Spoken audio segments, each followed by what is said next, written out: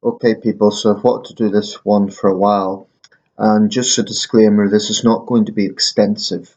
Um, I'm just going to summarize some of the results on the Wikipedia page entitled Historical Rankings of Presidents of the United States, and I'll put a link under the video. Mount Rushmore, of course, famously carries George Washington, Thomas Jefferson, Theodore Roosevelt and Abraham Lincoln. That was built at the turn of the last century.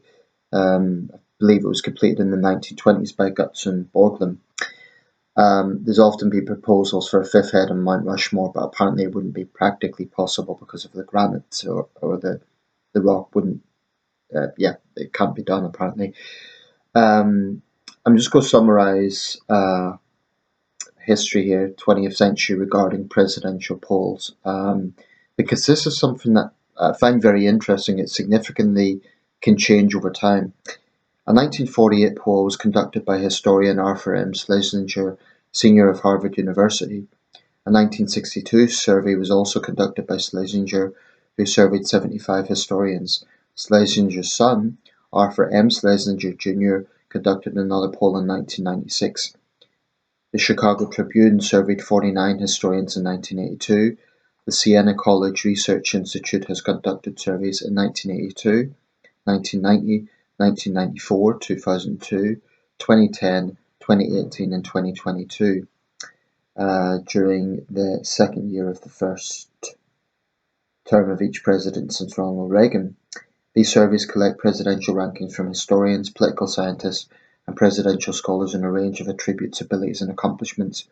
The 1994 survey placed only two presidents, Franklin D. Roosevelt and Abraham Lincoln, above 80 points, and two presidents, Andrew Johnson and Warren G. Harding, below 50 points. And there tend to be little groupings where there is a trajectory here. Three presidents usually always make the top of the list. It's Abraham Lincoln, Franklin Roosevelt, and George Washington. Those three are pretty much shoe-ins for the top three spots, and I think they've always been in the top three spots.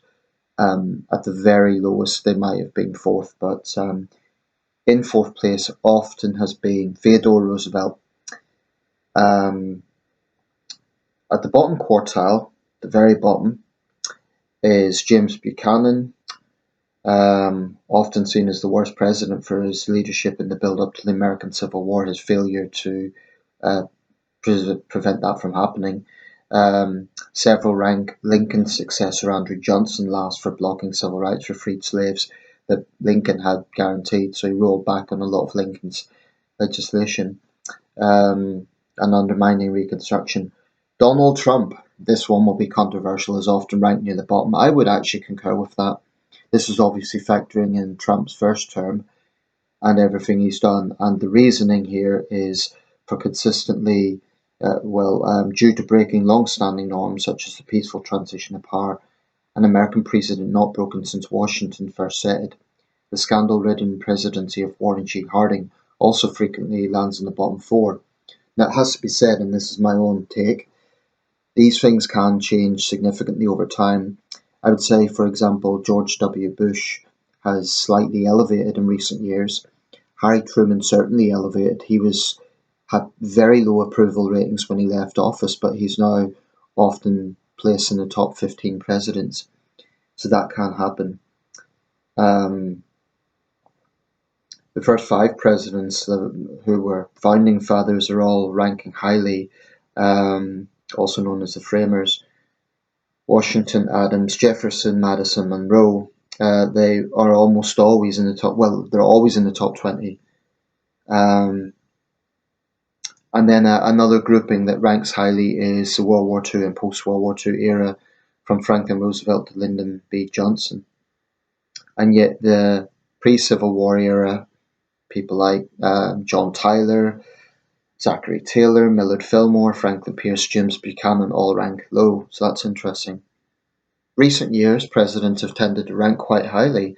Post-1980, modern-day presidents Ronald Reagan, George H. W. Bush, Bill Clinton, Barack Obama, and Joe Biden have landed in the top 20 of rankings, with Reagan and Obama often in the top 10. Now, actually, earlier today there was a big piece of breaking news that Biden has given the green light to Ukraine to use long-term missiles. This will be one of the things that's seen in Biden's legacy. Of course, Trump people are criticising it, saying it's escalating World War III, but they had nothing to say about Russian warmongering. It's a big thing. I think when assessing Biden's legacy, it would be a mistake to just dismiss him as the old man in the White House. I think he has had some significant accomplishments, but a lot of it was overshadowed by Trumpism. That's just my take. Anyway, without further ado, I'm going to go to one of these polls. I would say one last thing. Certain things are factored in now that wouldn't have been factored in the past. For example, racism and attitudes to race. In older surveys, they would barely have been considered. But that has now placed presidents who were historically ranked highly, like Woodrow Wilson and Andrew Jackson. It's definitely made a sort of reassessment of them because of the implications of democracy. Even though paradoxically Andrew Jackson is associated with the spread of democracy, his record on race and Indian rights, for example, was pretty bad. Woodrow Wilson's attitude on race, his failure to do anything about lynching, for example. In fact, I believe he was pro-lynching.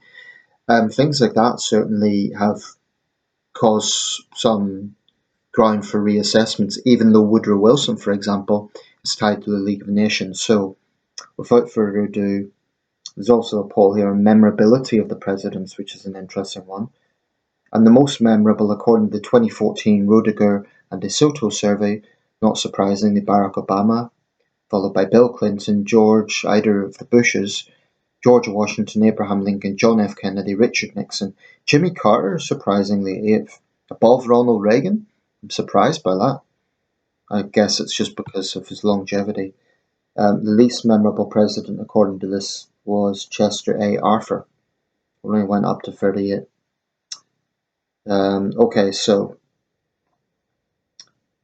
I'll just get to the, let's see here.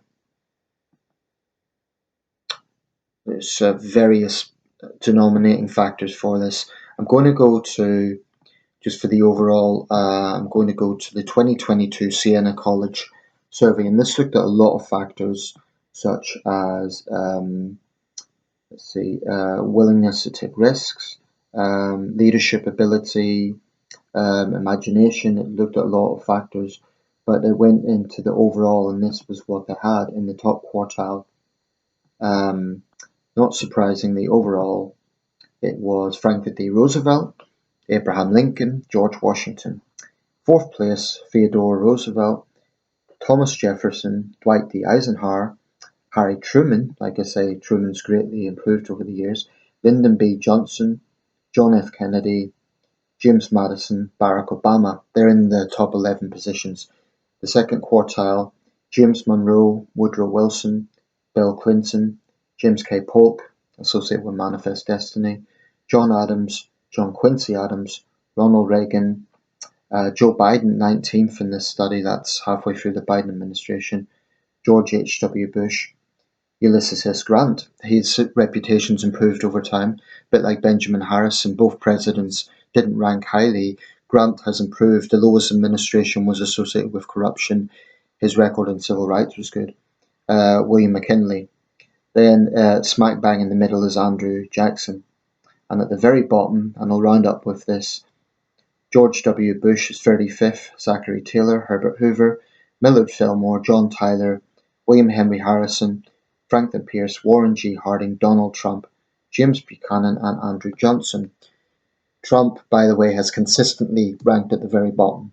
That's saying something. I don't think it's going to be like Harry Truman, where his reputation will grow over time, because what he done in refusing to concede defeat and instigating violence, I just don't think that will ever be overlooked. Anyway, that's it. I broadly agree with the top 3 spots: Washington, Lincoln, and Roosevelt, all towering figures with good reason.